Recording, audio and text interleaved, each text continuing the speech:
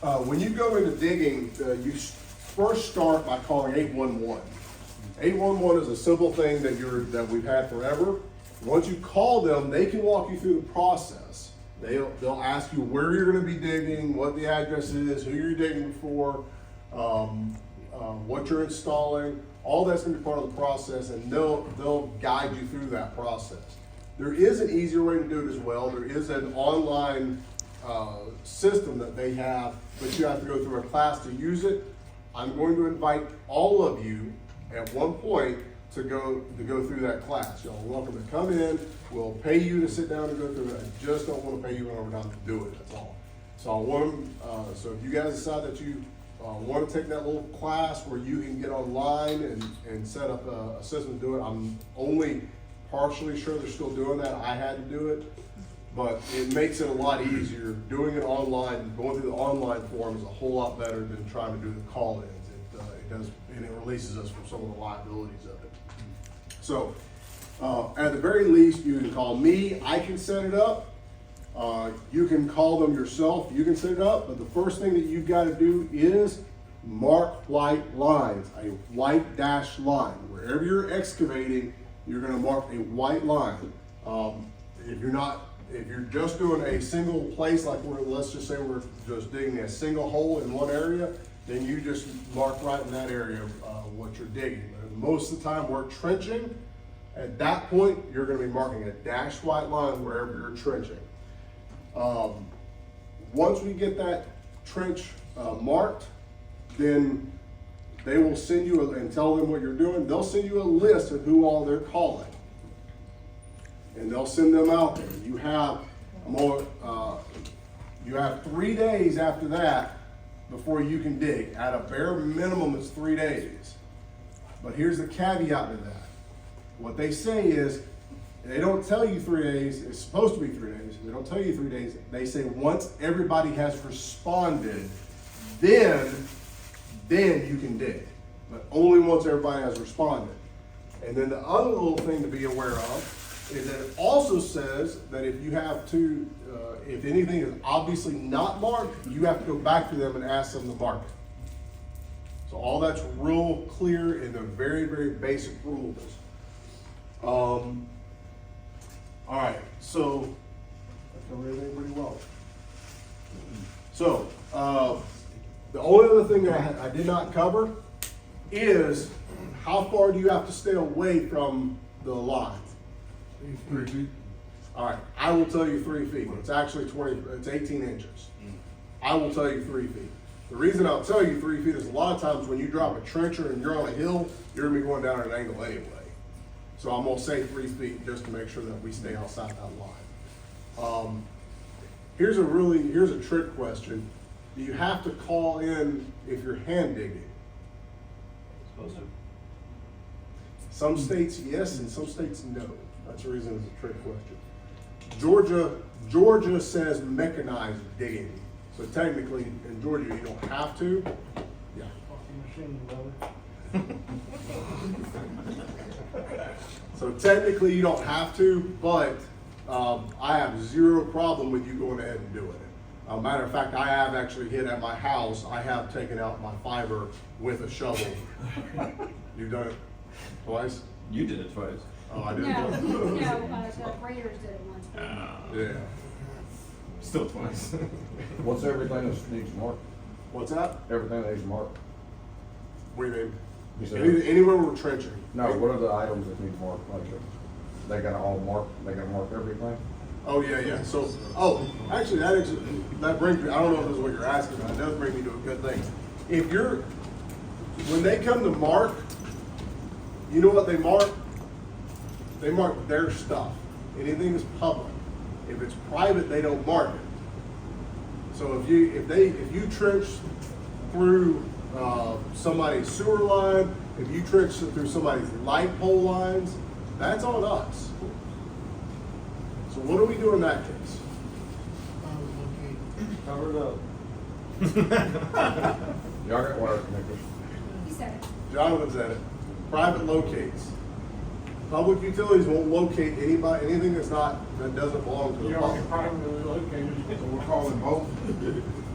So that's the question. Most of the time when I do quotes, the way I do this is I'll set it up where I tell them, this assumes there's nothing in the way. If there's anything in the way, we can, if you feel like there's something in the way, we can do a private locate at your expense. And if you decide elect not to do that, then if we run into anything, then it's on you. That's the customer you're talking That is correct. That's when I do a quote. to. What do you got, water, gas, and electric, they're gonna mark? Yep. That's three. Yeah. Communications. Fiber, Comcast. Four items they're supposed to mark? It goes more than that. I believe there's several more. Sewer. Well, you said everybody's supposed to respond, so I Yeah, didn't. okay, actually, let me get to that. So they send you a list of everybody that responds. You can actually go back online and see if everybody responded. On the emails, that's why I was saying the ones that I do online, they're a lot better because you can go back right into that portal and it'll list everybody that's responded. It'll tell you if they're out of the area, it'll tell you if they marked, it'll tell you if it's not applicable. So all that is part of 811.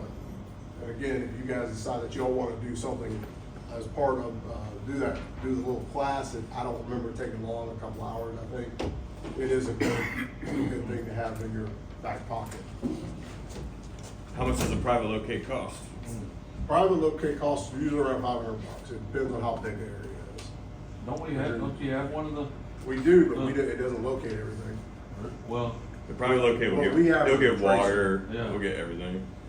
Yeah, when we do a private locate, they'll locate everything. So that $500 is minimal compared to what the cost is gonna be. Do they insure it?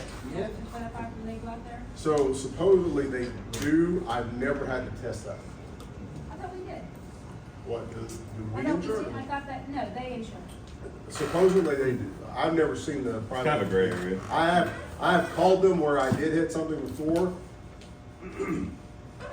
This was kind of a weird situation where I did actually make a mistake. I called in the private locate, but they didn't mark something that was clear and obvious. Fortunately for me, we dug through it. Fortunately for me, they fixed it without question, but they could have said, there's a pole right here and you can see it going down to the ground, so it clearly was marked. So we should have picked it up. So what information is the private locate working off of? They'll do two things. They'll pull up any prints that they can get a hold of. So if they can get prints, they'll use it. But normally, they're gonna use a ground penetrating radar. So they'll go, what's that? It's like a little box that's got looks like a sonar thing coming down off the end of it. They also have what looks like a lawnmower. Yeah, that's like when I worked, yeah, something was cool. So They they'll- locate anything. They'll be locating what 811 would have, what the other utilities would have out there also, but. They'll locate what the utility is not locating. They will locate what the utility locates, but they're designed, for instance, who did the 6777 project that was you actually, wasn't it? The ground rods? And Brandon? Yeah. Yeah. So we had to call them out, cause that wasn't even a question. They only locate up at the transformer, the utility does. But beyond the transformer, that belongs to 6777. So we had to have a private locator locate that, plus the generator wire. Do they locate old stuff to the ground too, or just the stuff that's active? And if the radar picks it up, they'll locate it. Sometimes they'll pick it up and go ahead and mark it I out. know sometimes depending on what kind they use, they won't find it, because, I've had a couple instances where I was doing trenching that we hit like old existing, like electrical lines that were like Yep. crisscrossing everywhere, but they didn't have any power going to them. But, I mean, it was literally like a whole jumble of metal pipe and. Yep, and I've had that happen too, where we did stuff that, and sprinkler lines is a big one. Most of the time, we hit those and they just, sprinkler lines. Water they're just, everywhere. they just let you, hit them and fix them. Generally, they just don't even bother them, which are easy to fix. One cool thing about the private locate, because it is that sonar, they can kind of guesstimate how deep it is. Yes. And so they'll write on the ground, hey, we think this is at about 18 inches, we think this is at 24, 36. It's not an exact science, but at least gives you an idea of where it's at.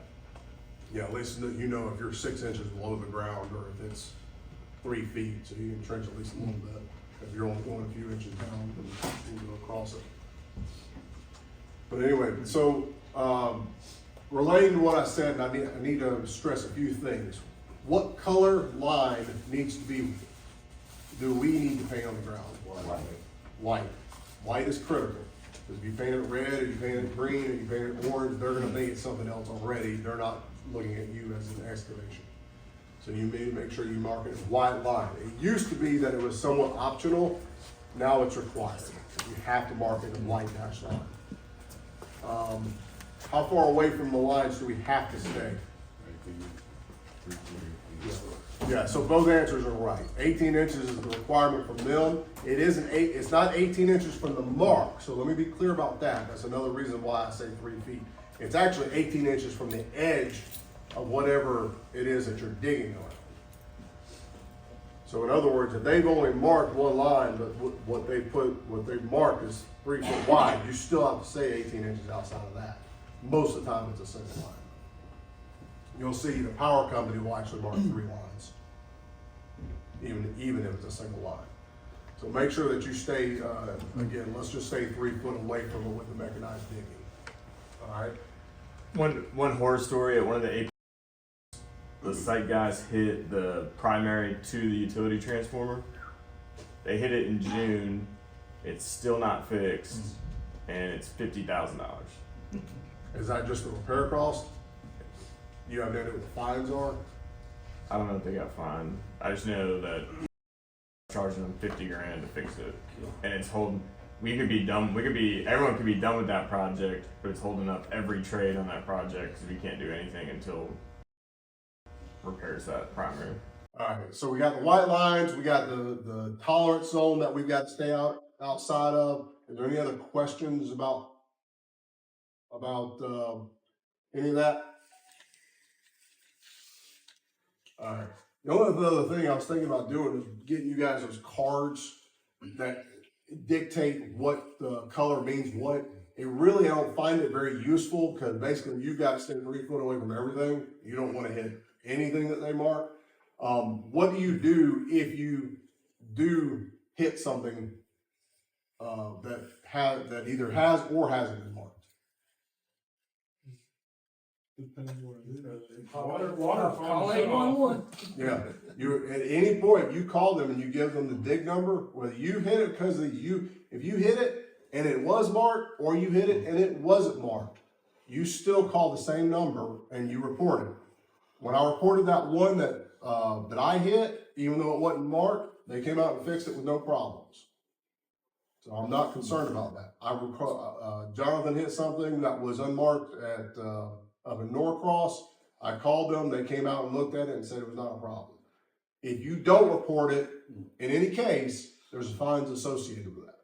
So make sure you call 811 and report it, and make sure you go ahead and call the office and report it as well. And that way we know what's going on, because we'll get those phone calls, especially if I'm the one who calls it in, I'll get those phone calls. But you only report if it's public. If you hit a private, you don't report it. Yeah.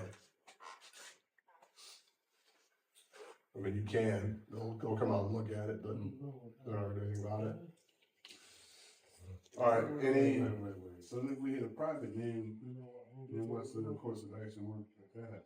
You call Just like you have any kind of accident on the customer, that goes back to our protocol for having an accident on the customer site.